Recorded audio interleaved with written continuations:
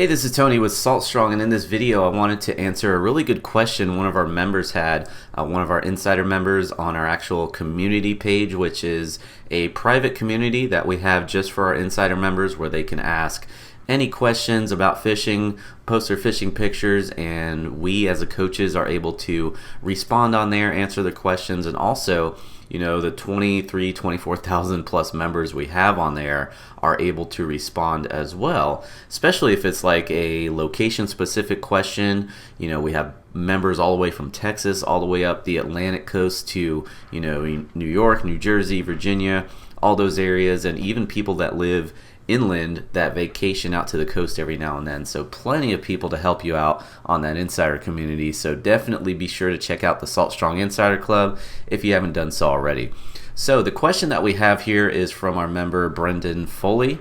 He's asking about fishing piers, specifically with kids. He has some kids that want to participate in a pier fishing event, so fishing long piers, docks, things like that. What would be the best plan to catch more fish, especially when you have a bunch of people that are fishing a pier or a dock? So your best bet is going to be fishing the structure that is pretty much right underneath your feet.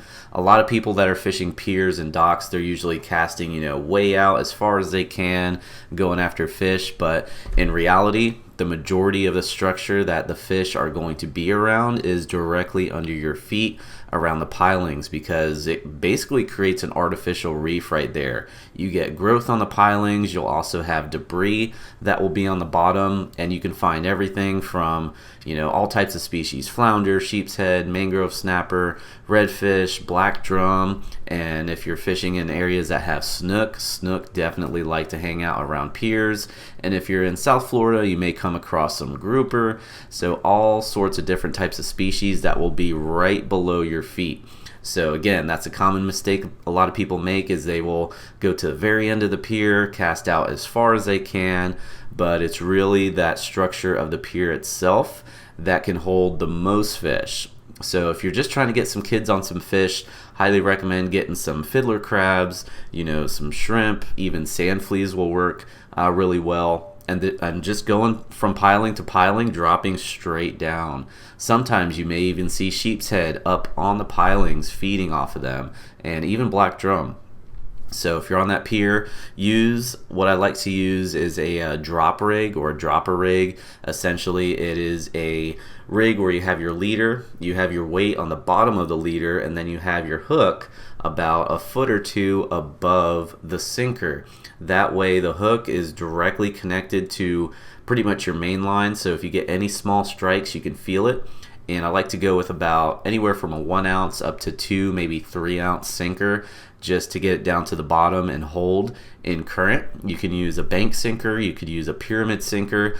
Pyramid sinkers are good because they'll actually catch the bottom. They'll dig into the bottom a little bit, help hold a little better.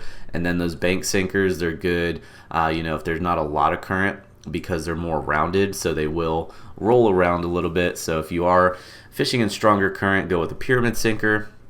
If you're not fishing in strong current, or you just want to get that bait down, not necessarily down to the bottom, but maybe suspend it a little bit down that piling, a bank sinker could be the way to go.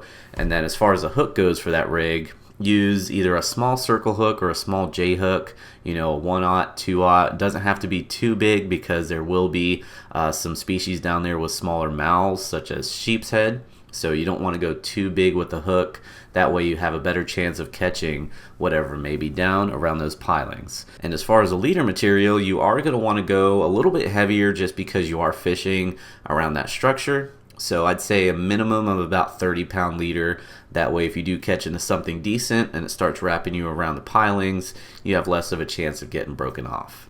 So hopefully this video can help you out if you are fishing with some kids around a dock or a pier or anything like that. It's very simple. You don't have to cast out as far as possible, especially with kids who don't have or may not have too much experience with casting. All you have to do is open the bail, drop that line straight down that piling and wait for those bites. So again, if you are one of our Insider members, definitely be sure to post any questions you may have on the Insider community page, where you have direct access to us, the fishing coaches, and also, the thousands of members that are willing to help you out as well.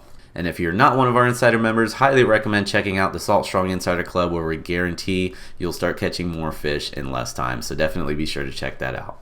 If you're new to Salt Strong, just know that we're the best online fishing club in America, because we actually guarantee that you'll catch more fish while saving time and also money on the tackle you need. We do this through premium education, our exclusive insider fishing community, and huge discounts on the best tackle for saltwater anglers. To learn more, go to saltstrong.com. Otherwise, we hope to see you again soon.